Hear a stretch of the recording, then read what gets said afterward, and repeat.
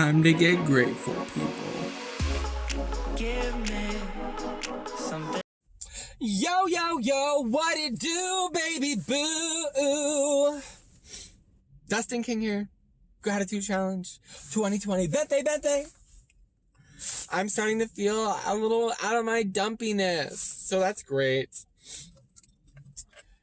Feeling out of my dumpiness. How are you today? Today is technically quarantine day number 2 or 3. It's 3, day 3, technically for Washington State. And I just sanitized my hands, okay? Jeez. So I can wipe my face all I want. Lucky for me, I still get to work. I feel fortunate for that. I think I'm fortunate for that. Don't look at those people. Don't look at those people with their face masks. What are you feeling grateful for today? What's happening in your life? What's cooking over there for you? Hey, good looking. What you got cooking? How's about cooking something up for me? Sorry. That's a little Loretta Lynn and Conway Twitty for you if you didn't know. So I wanted to share a little story with you. On Saturdays at work, we get to watch a TED Talk instead of doing group. And the TED Talk that we watch, the TED Talk that we watched today was about finding your purpose. And the question had arisen about how to know when you're living out your purpose or fulfilling your purpose, how to know you're doing what you're supposed to be doing. And here's the thing, people. No matter what's happening in your life, you know how I feel about that. It's supposed to be happening. But how do you know the choices you're making are the choices meant for you and for your purpose? When I had started this journey 2 years and some odd months ago, to get sober and create a better life, I first off tried to end this life that I'm a part of now. And when I woke up, by God's grace, I realized that I had to change. And so that meant a lot of YouTube watching, a lot of research, reading, listening to podcasts, and a lot of Oprah and Tony Robbins and Mel Robbins and Brene Brown and more that I can't think of right now. At some point during this, I had heard a speaker talk about this very subject.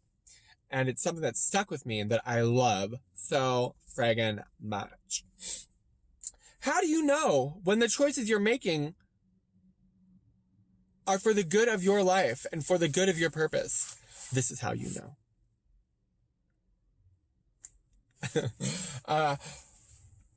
So think about a time when everything was really good. Everything felt in place. You were really happy. You just feel that, fire inside of you. When you're doing something, you feel it. That's the answer. You can feel it. There's a relationship between you and the universe.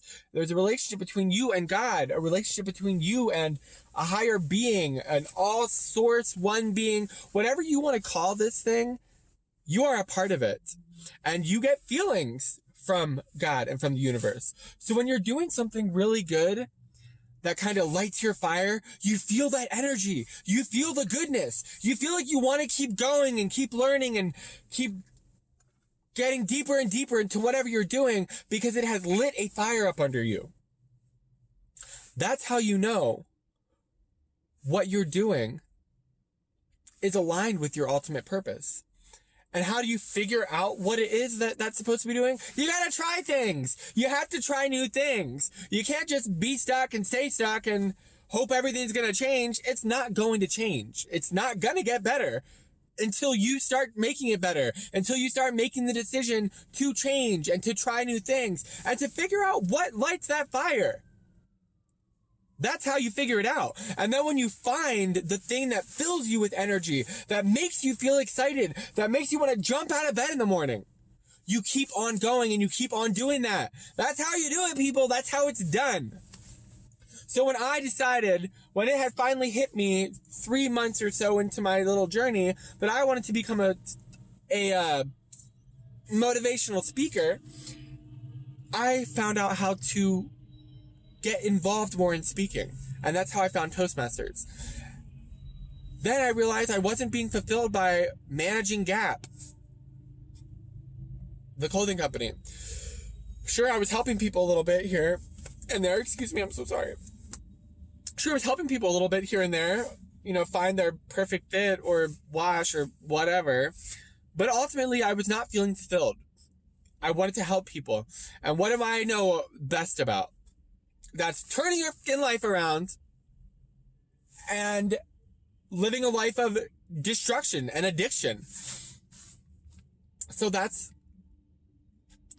what I jumped into. I was like, oh my gosh, that's right. I wanted to work at the treatment center that I got sober at, but I could never get enough time sober in order to pursue it. Well, hot damn! I had that time. So what did I do? I applied. I had interviews and I got the job, and now that's what I do. And now twice a week I get to lead group and talk in front of dudes, in front of a group of dudes. No more than 10 right now currently. The other ones are downstairs. It's separate. It doesn't matter. We had to separate our group because of the coronavirus. Anyway. I literally just lost my mind. It's very tragic for me when an attractive man walks by because I can't focus! I can't focus! What am I talking about? Oh my gosh! I think I got my point across. Okay. You gotta try new things to find what lights your fire. And when you find that thing that makes you feel energetic and excited, then you keep on going. And just know that during this process, throughout this life thing we're doing, whatever's happening is supposed to be happening because you are where you're meant to be. Okay, people? And if you like what I'm doing here, if you're feeling my flavor, if you like the gratitude challenge 2020, then like my videos, subscribe to my channel,